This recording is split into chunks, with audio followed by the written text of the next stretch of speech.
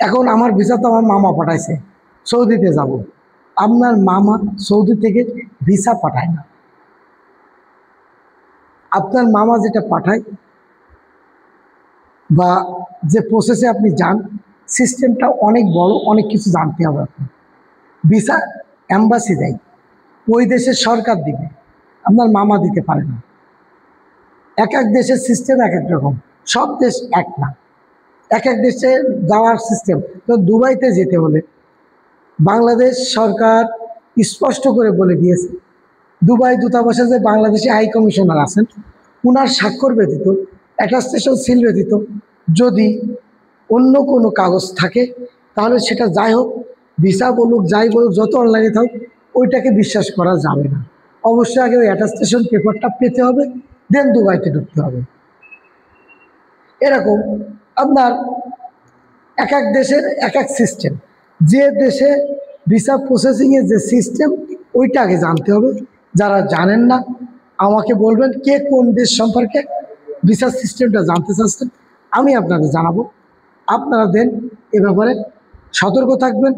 দয়া করে বিনীত অনুরোধ, কোনো দেশের ভিসার ফিঙ্গার কোথায় হয় না জেনে বুঝে, আন্দাজে বা অজ্ঞানে অন্য কোনো জায়গায় ফিঙ্গার দিলে ওই দেশের ভিসার ফিঙ্গার হলো না এবং আপনি ভিসা পাবেন না, এইটা আগে মাইন্ডসেট করবেন।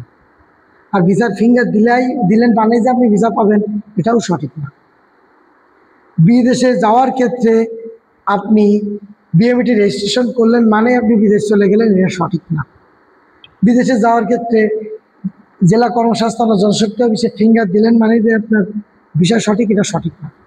বা আপনার বিদেশে যাওয়াটা কনফার্ম, এটা সঠিক না। ম্যান পাওয়ার ক্লিয়ারেন্স পেলেন মানে যে আপনার ভিসা সঠিক, এটা কিন্তু ঠিক না। অবশ্যই আপনার ভিসা যদি সঠিক হয়, যদি ভিসার সঠিক নিয়ম মেনে ভিসাটা করা হয় এবং ওই দেশের গভর্নমেন্ট যদি ওই ভিসাটা অনুমোদন দেয়, তাহলে এটা একমাত্র সঠিক ভিসা। সেটা দুই রকমের ভিসা, একটা অনলাইন ভিসা, একটা অফলাইন ভিসা। একটা স্টিকার ভিসা, অর্থাৎ পাসপোর্টে স্টিকার লাগাই, আর একটা অনলাইনে সার্চ দিলে পাবেন। অনলাইনে যেতে পান, অবশ্যই সেটা ওই দেশের সরকার অনুমোদিত বা সরকারি গভর্নমেন্ট ওয়েবসাইটে থাকতে হবে। অন্য কোনো ওয়েবসাইটে থাকলে সেটা অরিজিনাল ভিসা হবে না। আর স্টিকার যে ভিসা, এই ভিসাটা প্রচুর নকল হয়। যেমন সার্বিয়ার ভিসা বন্ধ হয়ে গেছে, সার্বিয়ার প্রচুর স্টিকার নকল ভিসা হয়, আমরা সবাই এটা জানি। তো আপনারা অবশ্যই কোনটা আসল ভিসা কোনটা নকল ভিসা, এটা আপনাকে আগে জানতে হবে। তার জন্য আপনার ভিসার সাথে সাথে আরও অন্যান্যরা যারা বিগত দিনে ভিসা পেয়েছে এবং সার্বিয়াতে রয়েছে, তাকে বলবেন যে তার যে কপিটা নিয়েছে গেছিল, ওই কপি আর আপনার কপি সেম কিনা, সেম সিস্টেমের কিনা। তাহলে আপনি বুঝতে পারবেন।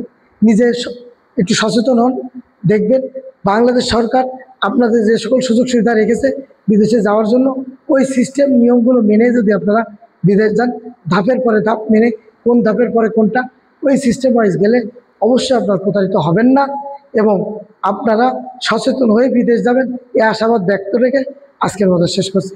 আসসালামু আলাইকুম।